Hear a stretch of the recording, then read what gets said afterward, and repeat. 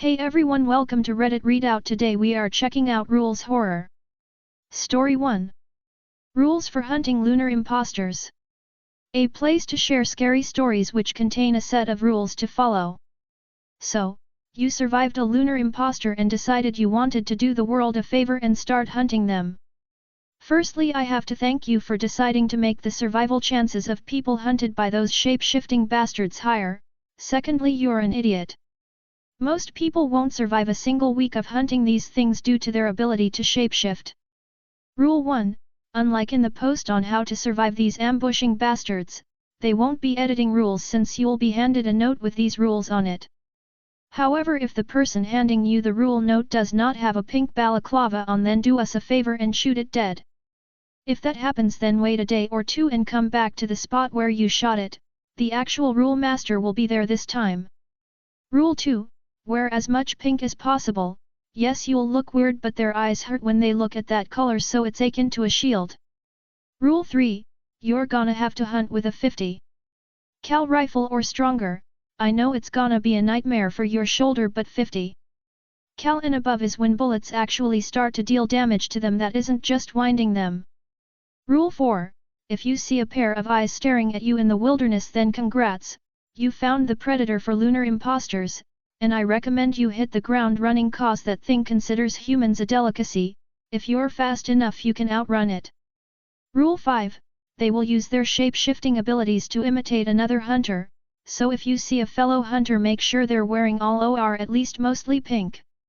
If not, then blast them in the face. Rule 6. Don't hunt lunar impostors if you're not good at sniping.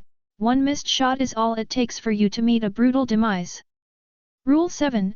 It is recommended to hunt alone, as lunar impostors will attempt to mimic the sounds of your fellow hunters. Rule 8. Unlike in the rules to survive them, you want to say their name to bind them to you. Killing them will unbind them from you along with taking their life, and when they're bound to you, they'll be forced to stay in your vicinity. P.S. Their actual names aren't lunar impostor, they're called splicers. Rule 9. Don't use electronics while hunting. As mentioned in the rules to survive them, they can manifest through electronics and their screens. Though screenless electronics such as a radio will just advertise your location to all of them. Rule 10. Don't show fear. It'll attract the predator of lunar impostors, and trust me, you don't want that thing to find you. Its claws are sharp enough to slice through steel. Rule 11. Throughout your hunting trip you'll be hunted by a ex-Sangor. Refer to Rule 4 for more info. Rule 12. If you killed yourself, then follow all the rules except the ones mentioning the use of firearms.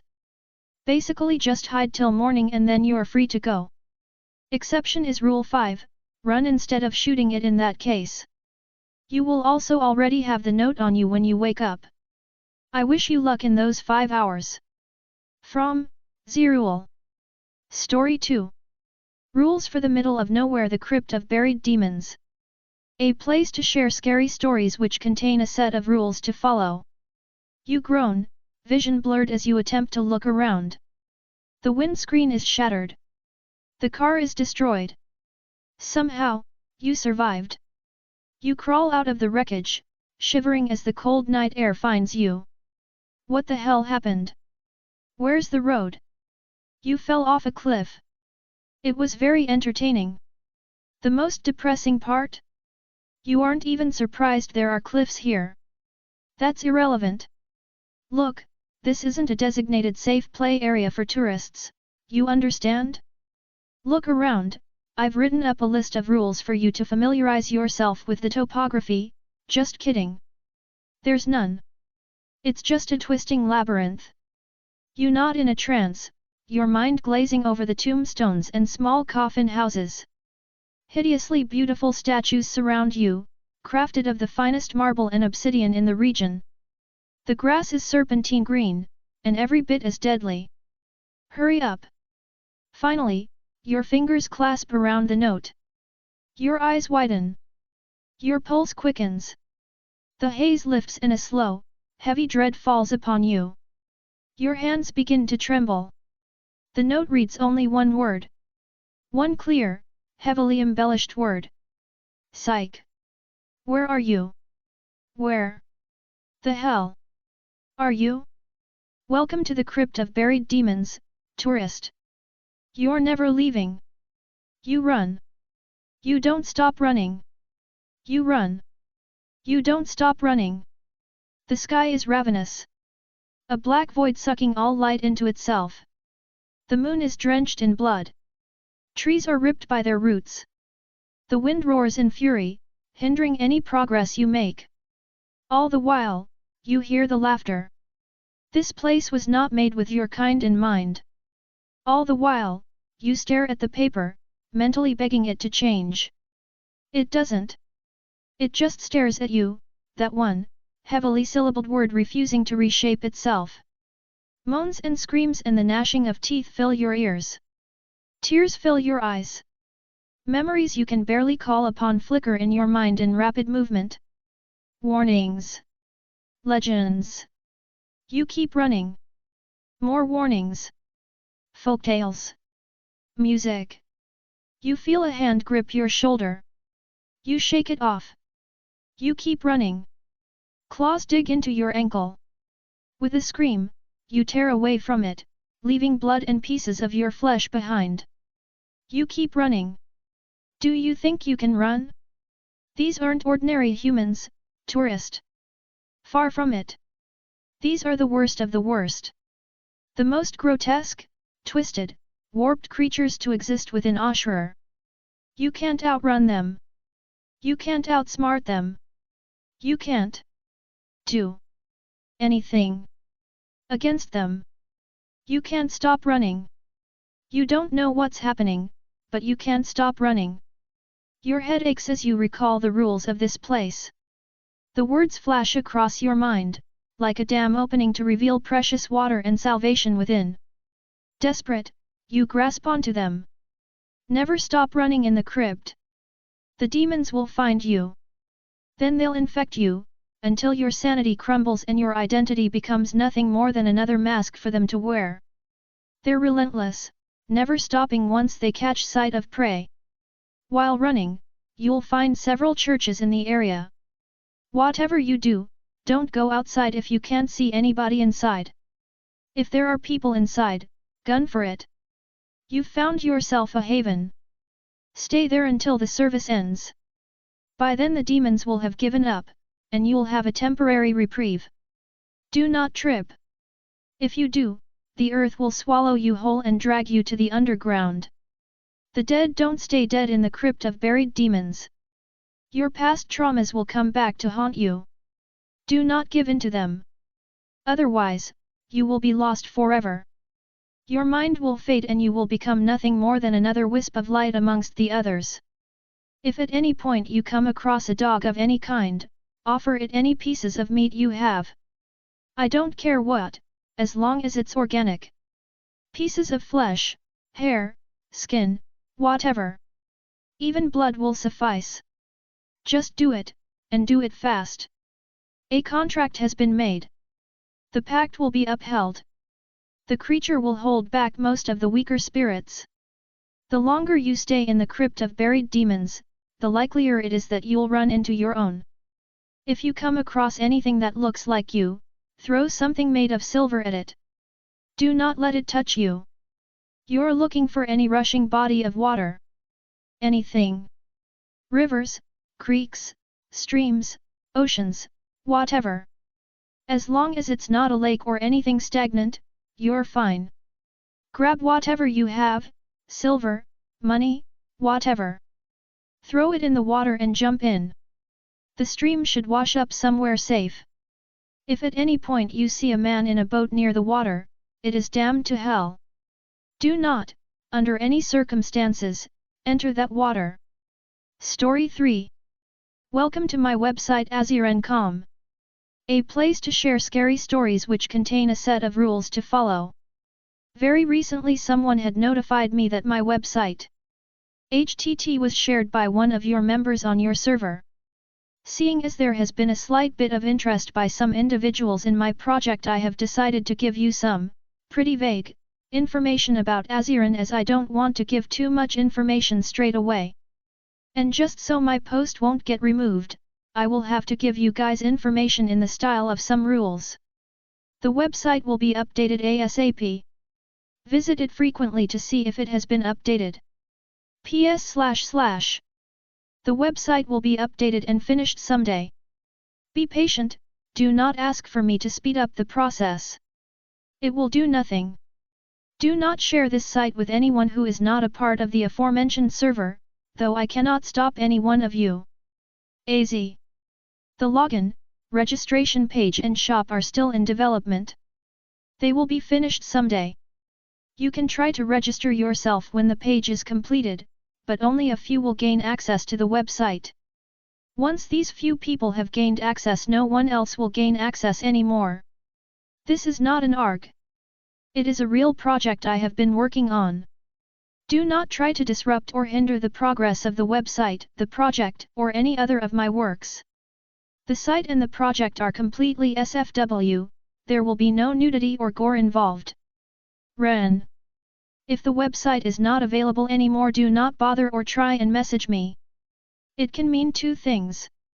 The website is not available anymore. Aziran has finished and so has my project. Com/A. Do not seek contact with me. If I have information worth sharing with any of you, I will be in touch and message you. Do not ask me what Aziran is or what it means. It is not that difficult to find out for yourself. It does not have any correlation to the project. Yet. ZYRE. If any other users claim to be me, they are lying. If I seek contact with anyone, I will have proof that it is me. N/AZ. Be careful when clicking on certain links or buttons. Some of them are fake. I did not make them and I do not know who did. There are no viruses or malicious software on the website, nor will there ever be any viruses or malicious software on the site. This rule is not meant to scare you off. This is a fact and a promise. YREN. After the project has finished, it is possible the site will be bought by someone else and it is possible that the site will be used for other purposes. Once again, this is not me. Pi. I will not make frequent posts on Reddit. I will only make posts when I feel it's necessary. These posts will be completely random and do not have a schedule. Do not seek contact with me. CTU. Email me. Res/. Story 4. What rooms can you sleep in? A place to share scary stories which contain a set of rules to follow. Rooms. Upstairs master bedroom. A safe room to sleep in since it's the farthest room away from the basement. However, while sleeping in this room, you should lock the door. Sleep with the curtains closed. Upstairs bathroom. A somewhat safe room to sleep in, although it's closer to the hallway and right by the stairs. Not a bad place to sleep. If sleeping here, you must lock the door. Never turn on the lights. Listen intently to hear if the basement door has opened.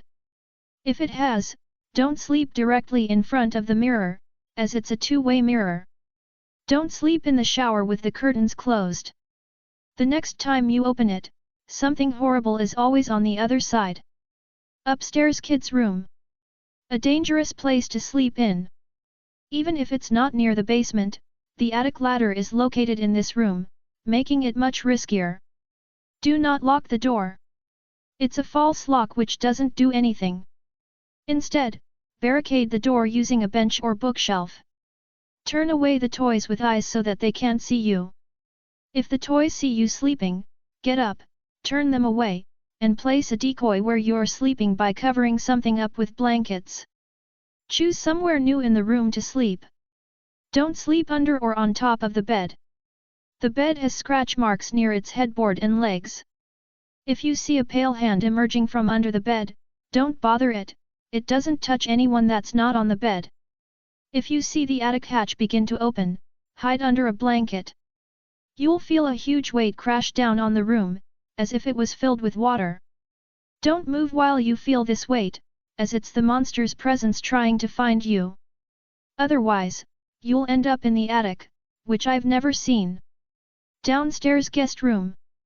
Not a bad room to sleep in. It's close to the basement door, but the way the house is arranged it is usually visited last by basement creatures. Lock the door. Make no noise at all. If you snore, consider picking a safer sleeping spot. The closet door is a giant mirror.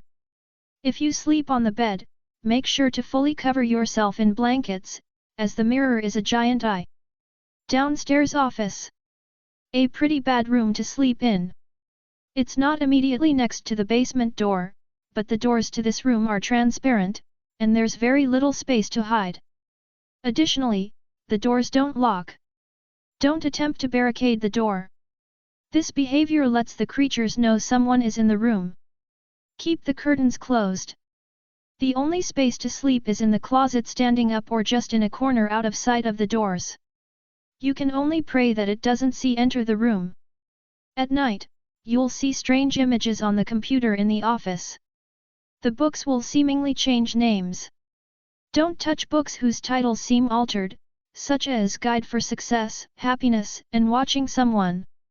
These books are empty except for the words, saw you. Don't mess with the computer. The images on it will have words on them as if it could talk, and it will pretend to be a friendly spirit helping a soul in danger. Talking to it seems to attract creatures from the basement into the room. Downstairs bathroom. An okay room to sleep in. Locks easily, but really vulnerable if they crawl through the vents.